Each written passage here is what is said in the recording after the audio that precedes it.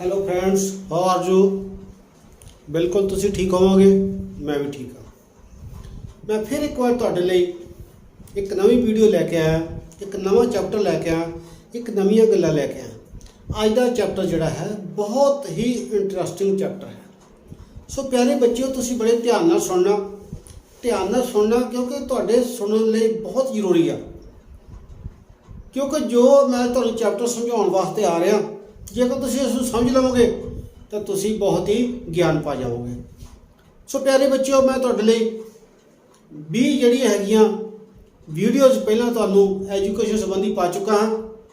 ਤੁਹਾਡੇ ਤੱਕ ਕਿੰਨੀਆਂ ਪਹੁੰਚੀਆਂ ਇਹ ਤੁਹਾਡੇ ਅਧਿਆਪਕਾਂ ਨੂੰ ਪਤਾ ਹੋਏਗਾ, ਕਿੰਨਿਆਂ ਨੇ ਪਾਈਆਂ ਉਹਨਾਂ ਨੂੰ ਪਤਾ ਹੋਏਗਾ। ਜਿਨ੍ਹਾਂ ਨੇ ਪਾਤੀਆਂ ਉਹਨਾਂ ਦਾ ਹੀ ਬਹੁਤ ਧੰਨਵਾਦ, ਜਿਨ੍ਹਾਂ ਨੇ ਨਹੀਂ ਪਾਈਆਂ ਉਹਨਾਂ ਦਾ ਬਹੁਤ ਹੋਰ ਵੀ ਜ਼ਿਆਦਾ ਧੰਨਵਾਦ। ਸੋ ਪਿਆਰੇ ਬੱਚਿਓ, ਮੇਰਾ YouTube ਚੈਨਲ ਦਾ ਗ੍ਰੇਟ ਇੰਡੀਅਨ ਜੇਕੇ ਚੁੰਬਰ, ਜਿਸ ਨੂੰ ਤੁਸੀਂ ਲਾਈਕ ਵੀ ਕਰਨਾ ਹੈ, ਸ਼ੇਅਰ ਵੀ ਕਰਨਾ ਹੈ ਅਤੇ ਸਬਸਕ੍ਰਾਈਬ ਵੀ ਕਰਨਾ ਹੈ ਅਤੇ ਕਮੈਂਟ ਵੀ ਕਰਨਾ ਹੈ। ਸੋ ਪਿਆਰੇ ਬੱਚਿਓ, ਇਹ ਤੁਸੀਂ ਜ਼ਰੂਰ ਮੈਨੂੰ ਦੱਸਿਆ ਕਰੋ, ਕਿਉਂਕਿ YouTube ਦੇ ਨਾਲ ਹੀ ਪਤਾ ਲੱਗ ਜਾਂਦਾ ਹੈ ਕਿ ਕਿੰਨਿਆਂ ਨੇ ਇਹ ਵੀਡੀਓ ਦੇਖੀ ਆ ਅਤੇ ਕਿੰਨਿਆਂ ਨੇ ਇਸ ਨੂੰ ਲਾਈਕ ਕੀਤਾ, ਕਿੰਨਿਆਂ ਨੇ ਸਬਸਕ੍ਰਾਈਬ ਕੀਤਾ।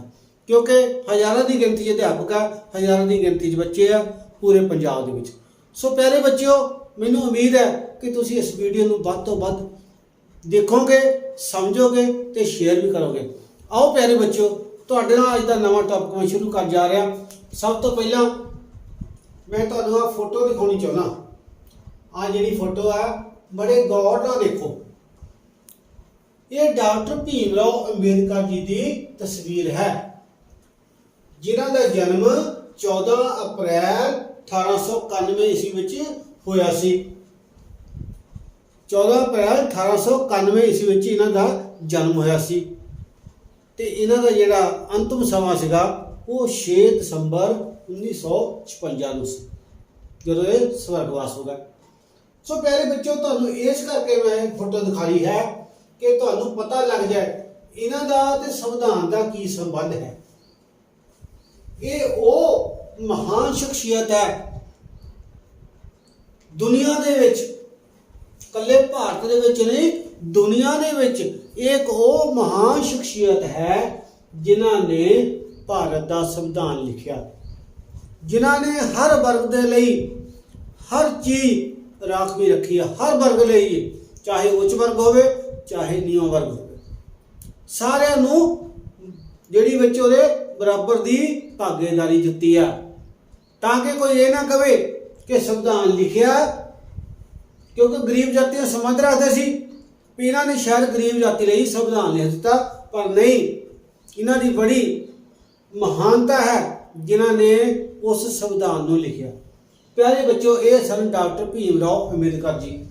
ਆਓ ਸ਼ੁਰੂ ਕਰੀਏ ਇਹਨਾਂ ਦਾ ਲਿਖਿਆ ਹੋਇਆ ਸੰਵਿਧਾਨ, ਉਹਦੇ ਬਾਰੇ ਗੱਲ ਕਰਨੀ ਹੈ, ਸੰਵਿਧਾਨ ਅਤੇ ਕਾਨੂੰਨ।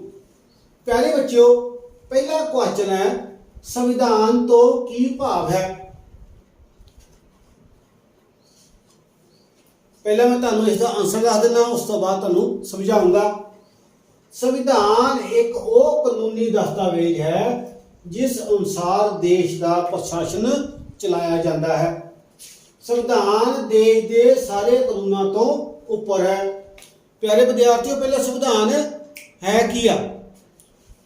ਪਹਿਲਾ ਸੰਵਿਧਾਨ ਹੈ ਕੀ ਆ? ਮੈਂ ਤੁਹਾਨੂੰ ਮਾੜਾ ਜਿਹਾ ਇੱਕ ਡੈਮੋ ਦੇ ਦੇਵਾਂ। ਸੰਵਿਧਾਨ ਜਿਹੜਾ ਹੈ ਉਹ ਇਸ ਤਰ੍ਹਾਂ ਦੀ ਇੱਕ ਕਿਤਾਬ ਹੈ। ਮੈਂ ਸਿਰਫ ਇੱਕ ਡੈਮੋ ਦੇ ਰਿਹਾ ਤੁਹਾਨੂੰ। ਇਸ ਤਰ੍ਹਾਂ ਦੀ ਇੱਕ ਕਿਤਾਬ ਹੈ ਜਿਸ ਦੇ ਵਿੱਚ ਬਾਬਾ ਸਾਹਿਬ ਨੇ ਕਾਨੂੰਨ ਲਿਖਿਆ, ਜਿਸ ਦੇ ਵਿੱਚ ਬਹੁਤ ਸਾਰੇ ਆਰਟੀਕਲ ਲਿਖੇ ਗਏ। ਸੋ ਉਹ ਜਿਹੜੀ ਕਿਤਾਬ ਹੈ, ਅਖੀਰ ਉਸ ਨੂੰ ਉਸ ਦਾ ਨਾਮ ਦਿੱਤਾ ਗਿਆ ਸੰਵਿਧਾਨ।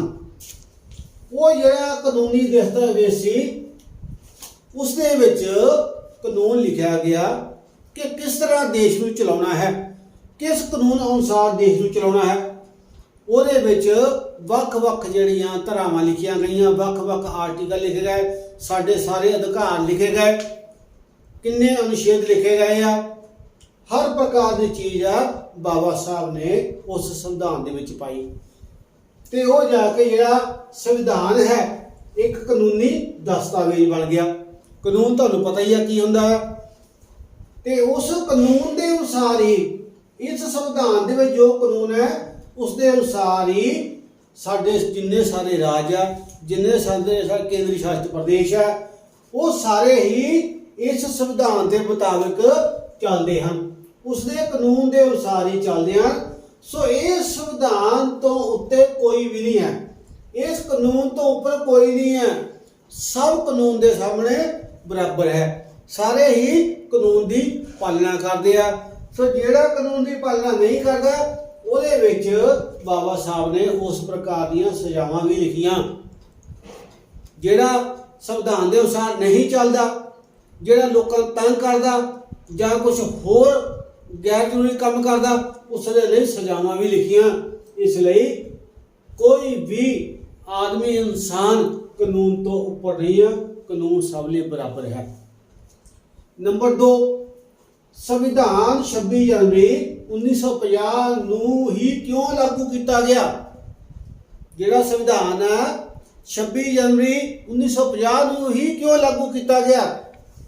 ਪਿਆਰੇ ਬੱਚਿਓ, ਪਹਿਲਾ ਉੱਤਰ ਸੁਣ ਲਓ। ਸਾਡਾ ਸੰਵਿਧਾਨ 26 ਜਨਵਰੀ ਦੇ ਇਤਿਹਾਸਕ ਮਹੱਤਵ ਨੂੰ ਦੇਖਦੇ ਹੋਏ ਇਸ ਤਾਰੀਖ ਨੂੰ ਲਾਗੂ ਕੀਤਾ ਗਿਆ। 26 ਜਨਵਰੀ 1930 ਨੂੰ ਪੂਰਨ ਸੁਤੰਤਰਤਾ ਦਿਵਸ ਮਨਾਇਆ ਗਿਆ ਸੀ।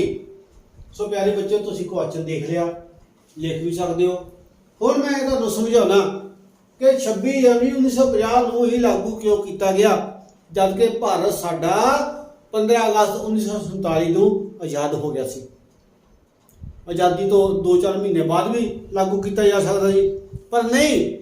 ਪਿਆਰੇ ਬੱਚਿਓ, 31 ਦਸੰਬਰ 1929 ਈਸਵੀ ਨੂੰ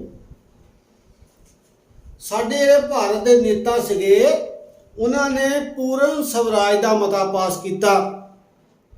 ਸਵਰਾਜ ਕੀ ਹੁੰਦਾ? ਸਾਡਾ ਰਾਜ। ਅੰਗਰੇਜ਼ਾਂ ਦਾ ਸੀ, ਉਹਨਾਂ ਤੋਂ ਰਾਜ ਲੈਣਾ, ਇਸ ਨੂੰ ਬੋਲੇ ਸਵਰਾਜ। ਜਿਹੜਾ 31 ਦਸੰਬਰ 1929 ਨੂੰ ਇੱਕ ਮਤਾ ਪਾਸ ਕਰਕੇ ਸਵਰਾਜ ਦਾ ਰੂਪ ਦਿੱਤਾ ਗਿਆ ਉਹਨੂੰ, ਉਹ ਸਵਰਾਜ ਦਿਵਸ ਵਜੋਂ ਉਸ ਨੂੰ ਮਨਾਉਣ ਦਾ ਫੈਸਲਾ ਕੀਤਾ। ਤੇ 26 ਜਨਵਰੀ 1930 ਨੂੰ ਰਾਵੀ ਦਰਿਆ ਦੇ ਕੰਢੇ ਤੇ ਪੂਰਨ ਸੁਤੰਤਰਤਾ ਦਿਵਸ ਮਨਾਇਆ ਗਿਆ। ਉੱਥੇ ਝੰਡਾ ਬਕਾਇਆ ਤੌਰ ਤੇ ਤਿਰੰਗਾ ਲਹਿਰਾਇਆ ਗਿਆ, ਤਿਰੰਗਾ ਝੰਡਾ ਲਹਿਰਾਇਆ ਗਿਆ। ਉੱਥੇ ਬਹੁਤ ਸਾਰੇ ਨੇਤਾ ਨੇ ਉਹਦੇ ਵਿੱਚ ਆ ਕੇ ਭਾਗ ਲਿਆ। ਸੋ ਉਸ ਦਿਨ ਤੋਂ ਬਾਅਦ 26 ਜਨਵਰੀ 1930 ਤੋਂ ਬਾਅਦ ਹਰ ਸਾਲ ਜਿਹੜਾ ਹੈ ਆਜ਼ਾਦੀ ਦਿਵਸ ਮਨਾਇਆ ਜਾਂਦਾ ਰਿਹਾ, ਜਦੋਂ ਤੱਕ ਸਾਡਾ ਭਾਰਤ ਆਜ਼ਾਦ ਨਹੀਂ ਹੋ ਗਿਆ। ਸੋ ਪਿਆਰੇ ਬੱਚਿਓ, ਉਸ ਤਾਰੀਖ ਨੂੰ ਮੱਦੇਨਜ਼ਰ ਰੱਖਦੇ ਹੋਏ, 26 ਜਨਵਰੀ ਨੂੰ ਮੱਦੇਨਜ਼ਰ ਰੱਖਦੇ ਹੋਏ, ਇਹ ਜਿਹੜਾ ਸੀਗਾ ਇੱਕ ਮਤਾ ਪਾਸ ਕਰ ਦਿੱਤਾ ਗਿਆ ਸੀ ਕਿ ਜਦੋਂ ਵੀ ਸਾਡਾ ਭਾਰਤ ਇੱਕ ਗਣਤੰਤਰ ਦੇ ਰੂਪ ਵਿੱਚ ਸਥਾਪਿਤ ਹੋ ਜਾਏਗਾ, ਸੋ ਜਿਹੜਾ ਉਸਦਾ ਸੰਵਿਧਾਨ ਹੋਏਗਾ ਉਹ 26 ਜਨਵਰੀ 1950 ਨੂੰ ਲਾਗੂ ਕੀਤਾ ਜਾਏਗਾ। ਸੋ ਸੰਵਿਧਾਨ ਜਿਹੜਾ ਸੀਗਾ ਫਿਰ 26 ਜਨਵਰੀ 1950 ਨੂੰ ਲਾਗੂ ਕੀਤਾ ਗਿਆ ਤੇ ਉਸ ਵੇਲੇ ਭਾਰਤ ਜਿਹੜਾ ਸੀ ਇੱਕ ਸੂਤਰ ਦੇ ਵਿੱਚ ਪ੍ਰੂਵ ਹੋ ਗਿਆ ਸੀ। ਸਾਰੇ ਰਾਜ ਭਾਰਤ ਦੇ ਗਣਰਾਜ ਬਣ ਚੁੱਕੇ ਸੀ। ਸੋ ਅੱਗੇ ਹੈ ਪਿਆਰੇ ਬੱਚਿਓ ਕੁਐਸਚਨ ਨੰਬਰ 3, ਸੰਵਿਧਾਨ ਕਿਸ ਨੇ ਲਿਖਿਆ ਅਤੇ ਕਿੰਨੇ ਸਮੇਂ ਵਿੱਚ ਲਿਖਿਆ ਗਿਆ ਸੀ? ਇਸ ਦਾ ਆਨਸਰ ਹੈ ਪਿਆਰੇ ਬੱਚਿਓ, ਡਾਕਟਰ ਬਾਬਾ ਸਾਹਿਬ ਭੀਮ ਰਾਓ ਅੰਬੇਦਕਰ ਜੀ ਨੇ ਸੰਵਿਧਾਨ ਲਿਖਿਆ ਅਤੇ 2 ਸਾਲ 11 ਮਹੀਨੇ 18 ਦਿਨ ਲੱਗੇ। ਜਦੋਂ ਸੰਵਿਧਾਨ ਲਿਖਣ ਦੇ ਲਈ ਇੱਕ ਮਸੌਦਾ ਕਮੇਟੀ ਤਿਆਰ ਕੀਤੀ ਗਈ, ਜਿਸ ਦਾ ਪ੍ਰਧਾਨ ਡਾਕਟਰ ਰਾਜਿੰਦਰ ਪ੍ਰਸਾਦ ਜੀ ਨੂੰ ਬਣਾਇਆ ਗਿਆ, ਜਿਹੜੇ ਰਾਸ਼ਟਰਪਤੀ ਸੀ।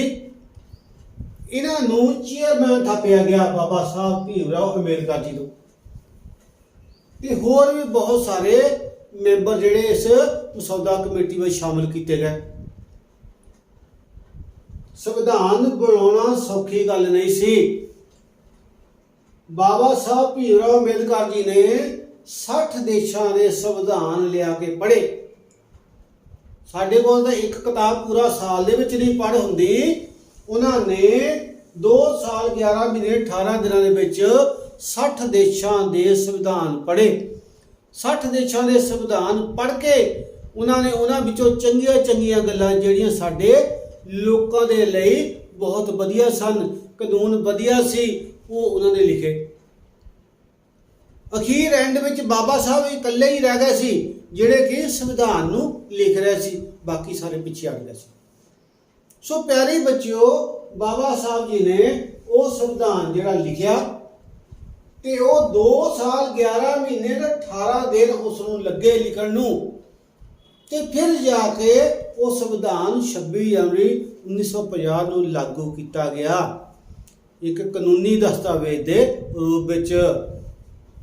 ਸੋ ਉਹ ਸਾਡਾ ਸੰਵਿਧਾਨ ਲਾਗੂ ਭਾਰਤ ਵਿੱਚ 26 ਜਨਵਰੀ 1950 ਨੂੰ ਹੋਇਆ। ਉਸ ਤੋਂ ਬਾਅਦ ਕੁਐਸਚਨ ਨੰਬਰ 4, ਭਾਰਤ ਵਿੱਚ ਸਰਵ ਉੱਚ ਕਿਸ ਨੂੰ ਮੰਨਿਆ ਜਾਂਦਾ ਹੈ? ਸਰਵ ਉੱਚ ਕਿਸ ਨੂੰ ਮੰਨਿਆ? ਸਰਵ ਉੱਚ ਮੀਨ ਸਰਵ ਦਾ ਮਤਲਬ ਸਾਰਿਆਂ ਤੋਂ, ਉੱਚਾ ਮੈਨੇ ਸਭ ਤੋਂ ਉੱਚਾ। ਕੋਈ ਇਹ ਨਹੀਂ ਵੀ ਸੰਵਿਧਾਨ ਅਸੀਂ 10ਵੀਂ ਮੰਜ਼ਿਲ ਤੇ ਰੱਖ ਦਿੱਤਾ ਜਾਂ ਉਹ ਤੋਂ ਵੀ ਉੱਤੇ ਰੱਖਤਾ, ਨਹੀਂ। ਇਹ ਜਿਹੜਾ ਕਾਨੂੰਨੀ ਦਸਤਾਵੇਜ਼ ਆ, ਪਿਆ ਤਾਂ ਇੱਕ ਕਮਰੇ 'ਚ ਹੀ ਹੁੰਦਾ ਹੈ, ਪਿਆ ਤਾਂ ਅਲਮਾਰੀ 'ਚ ਹੀ ਹੁੰਦਾ ਹੈ, ਪਰ ਸਰਵ ਉੱਚ ਕਿੱਦਾਂ ਹੋ ਗਿਆ? ਕਿਉਂਕਿ ਇਹ ਇੱਕ ਕਾਨੂੰਨੀ ਦਸਤਾਵੇਜ਼ ਹੈ, ਇਸ ਤੋਂ ਉੱਪਰ ਕੋਈ ਵੀ ਨਹੀਂ ਹੈ। ਕਿਉਂ ਨਹੀਂ ਇਸ ਤੋਂ ਉੱਪਰ?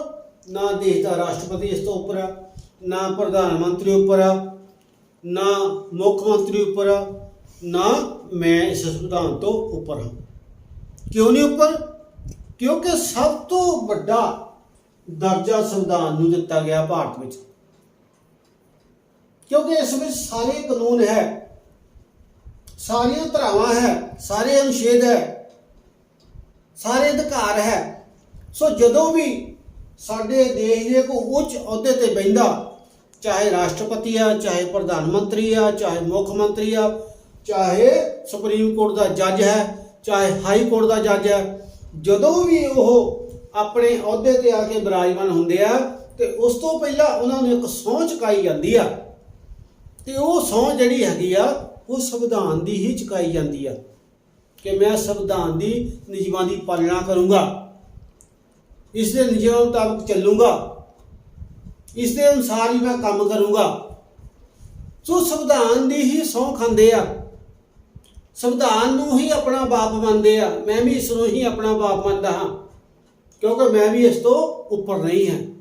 ਇਸ ਕਰਕੇ ਸੰਵਿਧਾਨ ਨੂੰ ਸਰਵ ਉੱਚ ਕਿਹਾ ਗਿਆ ਕਿ ਸਭ ਤੋਂ ਉੱਚਾ ਸੰਵਿਧਾਨ ਹੈ ਕਾਨੂੰਨ ਦੇ ਰੂਪ ਵਿੱਚ, ਤੇ ਇਸ ਤੋਂ ਕੋਈ ਵੀ ਉੱਚਾ ਨਹੀਂ ਹੈ। ਉਸ ਤੋਂ ਅੱਗੇ ਹੈ ਜੀ, ਕਾਨੂੰਨ ਕੀ ਹੈ? ਕਾਨੂੰਨ ਕੀ ਹੈ? ਸੰਵਿਧਾਨ ਇੱਕ ਕਾਨੂੰਨੀ ਦਸਤਾਵੇਜ਼ ਹੈ। ਸਮਾਜਿਕ ਜੀਵਨ ਨੂੰ ਨਿਯਮਿਤ ਕਰਨ ਲਈ ਕਾਨੂੰਨਾਂ ਦਾ ਹੋਣਾ ਬਹੁਤ ਜ਼ਰੂਰੀ ਹੈ। ਸੋ ਪਿਆਰੇ ਬੱਚਿਓ, ਪਹਿਲੇ ਕੁਐਸਚਨ ਵਿੱਚ ਵੀ ਤੁਹਾਨੂੰ ਦੱਸਿਆ ਕਿ ਸੰਵਿਧਾਨ ਦੇ ਵਿੱਚ ਬਹੁਤ ਸਾਰੇ ਕਾਨੂੰਨ ਲਿਖੇ ਗਏ ਆ। ਲਿਖੇ ਗਏ ਨੇ ਆ ਸਾਡੇ ਬਾਬਾ ਸਾਹਿਬ ਡਾਕਟਰ ਭੀਮ ਰਾਓ ਅੰਬੇਦਕਰ ਜੀ ਨੇ, ਜਿਹੜੇ ਕਿ ਇਸ ਦੇਸ਼ ਨੂੰ ਚੰਗੀ ਤਰ੍ਹਾਂ ਚਲਾਉਣ ਦੇ ਲਈ ਇਸ ਦੁਨੀਆ 'ਚ ਆਏ। 14 ਅਪ੍ਰੈਲ 1891 ਨੂੰ ਆਏ, ਜਿਨ੍ਹਾਂ ਨੇ ਬੜੀ ਔਖੀ ਪੜ੍ਹਾਈ ਕਰਕੇ ਔਖੇ ਸਮੇਂ 'ਚ ਲੰਘ ਕੇ ਹੋਏ ਇੱਕ ਦੇਸ਼ ਨੂੰ ਉਹ ਚੀਜ਼ ਦਿੱਤੀ ਜਿਸ ਦੇ ਅਨੁਸਾਰ ਅੱਜ ਉਹ ਸੰਵਿਧਾਨ ਦੇ ਅਨੁਸਾਰ ਦੇਸ਼ ਚੱਲ ਰਿਹਾ। ਕਿਉਂ ਇਹ ਕਾਨੂੰਨੀ ਦਸਤਾਵੇਜ਼ ਹੈ? ਕਿਉਂਕਿ ਜੇਕਰ ਕਾਨੂੰਨ ਦਾ ਰਾਜ ਨਹੀਂ ਹੋਏਗਾ ਤਾਂ ਇੱਥੇ ਹਫੜਾ ਤਫੜੀ ਮਚ ਜਾਏਗੀ, ਲੋਕ ਇੱਕ ਦੂਜੇ ਦਾ ਕਤਲ ਕਰਨ ਲੱਗ ਪੈਣਗੇ, ਲੁੱਟ ਖੋਹਾਂ ਕਰਨ ਲੱਗ ਪੈਣਗੇ, ਇੱਕ ਦੂਜੇ ਰਾਹ ਜਾਂਦੇ ਮਾਰ ਦੇਣਗੇ, ਚੋਰੀਆਂ ਵੱਧ ਜਾਣਗੀਆਂ। ਸੋ ਇਹਨਾਂ ਸਮਾਜਿਕ ਲੋਕਾਂ ਤੇ, ਸਾਡੇ ਵਰਗੇ ਲੋਕਾਂ ਤੇ, ਤੁਹਾਡੇ ਵਰਗੇ ਲੋਕਾਂ ਤੇ ਨਕੇਲ ਪਾਉਣ ਦੇ ਲਈ ਇੱਕ ਕਾਨੂੰਨ ਲਿਖਿਆ ਗਿਆ ਜੋ ਸੰਵਿਧਾਨਕ ਕਾਨੂੰਨੀ ਦਸਤਾਵੇਜ਼ ਸੀ। ਸੋ ਉਹ ਸਾਡੇ ਸਮਾਜਿਕ ਜੀਵਨ ਨੂੰ ਨਿਯਮਿਤ ਕਰਦਾ। ਕਿਉਂਕਿ ਮੈਂ ਵੀ ਡਰਦਾ, ਥਾਣੇ ਹੈ, ਕਚਹਿਰੀਆਂ ਹੈ, थाने तो भी डर लगता है कि जे मैं गलती कोई की फिर की होएगा, मैनू पुलिस फड़ के ले जाएगी, मेरे ते दोष लगेगा, मैनू कोर्ट कचहरी धक्के खाने पैणगे, मैनू सज़ा होएगी जेकर मैं कोई गलत काम किया। सो इस करके ये कानून जिहड़ा है संविधान के रूप में सामने आया ताकि साडे समाज दे विच लोग जिहड़े है बड़े चंगे ढंग नाल रहण, चंगे ढंग नाल काम करन अते कानूनी नियमां दी पालना करन। सो प्यारे बच्चों, ये जिहड़ा तुहाडा टॉपिक है संविधान ते कानून जिहड़ा मैं तुहानूं अज पढ़ाया है, बड़ा ही इंटरस्टिंग टॉपिक है। ये इंटरस्टिंग टॉपिक तां ही बनया है कि साडे बाबा साहब जिहड़े डॉक्टर भीमराव अंबेडकर जी इस दुनिया ते आए, सो उन्होंने ये संविधान लिखिया ते उस संविधान के अनुसार ही सारा देश चल रहा है। सो प्यारे बच्चों, तुसी इस लैसन नूं बड़े ध्यान नाल पढ़ना, बड़े ध्यान नाल समझना है, अपनी कापियां देखना है ते अपने अध्यापकों नूं भी सुनाना है, क्योंकि पढ़ोगे हुशियार होवोगे, हुशियार होवोगे तुहानूं किते ना किते नौकरी मिल जाएगी, नौकरी मिल जाएगी तुहाडे माता पिता नूं तुहाडा आसरा हो जाऊगा, आसरा हो जाऊगा तो तुसीं भी एक ना एक दिन चंगा जीवन बतीत करन लग पाओगे। सो प्यारे बच्चों, ये सी तुहाडा अज दा लैसन संविधान ते कानून। सो आओ कुछ चंगियां गल्लां कर लईए। प्यारे बच्चों, कोरोना वायरस है, आप अपने घर च रहना है, अपने हत्थों को सैनिटाइज करना है, अपने हथ बार बार धोने हैं, मूँह भी बार बार धोना है, खाना खाने तो पहला अपने हथ धोवो साबण नाल, खाना खाने तो बाद भी हथ धोवो, किसी को गालां ना कड्डो, हमेशा ही मिठा बोलो, किसी की बुराई ना करो, किसी की चुगली निंदा ना करो। सो हमेशा ही अपने तो वड्डियां दा सत्कार, छोटियां नाल प्यार। सो प्यारे बच्चों, इन्नियां गल्लां याद रखनियां, हमेशा दिल दे विच याद रखनियां। लोड़ पैण ते कहंदे हुंदे आ चंगी गल मिल जाए तो उन्होंने अपने पल्ले नाल गंढ बन के रख लो, जदों तुहानूं लोड़ पैंदी है उस गंढ नूं खोल के देख लो, वो जिहड़ी मैनूं चंगी गल सिखा गया है, जिस तरह चुंबर मैं हम कढ के देख लवां, जिहड़ी माड़ी गल है उसनूं छड्ड दिओ। सो प्यारे बच्चों, तुसीं याद करना जो मैं तुहानूं वीडियो दिंदा है भेजदा है, जरूर उसनूं सुनना है, सुन के लाइक भी करना है, शेयर भी करना तो सबसक्राइब भी करना है। ये तुहाडा ही अपना यूट्यूब चैनल है। सो अपने जितेंद्र कुमार चुंबर नूं इजाजत दिओ। प्यारे बच्चों, फतेहगढ़ नियाड़ा स्कूल है, तुहानूं पता ही है, हुशियारपुर बानी ब्लॉक है मेरा। सो प्यारे बच्चों, जरूर ध्यान देना। इन्नियां गल्लां कहंदा है तुहाडा जितेंद्र कुमार चुंबर तुहाडे तो इजाजत लैंदा है। जय गुरुदेव, धन गुरुदेव। प्यारे बच्चों, मैं फिर एक बार कहना चाहुंदा, मैं जय गुरुदेव तो धन गुरुदेव क्यों कहता है, क्योंकि साहिब सतगुरु रविदास महाराज जी हर वेले मेरे नाल है, धन धन गुरु नानक देव महाराज जी हर वेले नाल है, मैं इस करके उन्होंने हर वेले याद रखदा। सो तुहानूं भी यह बेनती करदा कि अपने परमात्मा नूं जरूर याद रखिया करो। जय गुरुदेव, धन गुरुदेव। वाहिगुरू जी का खालसा, वाहिगुरू जी की फतेह।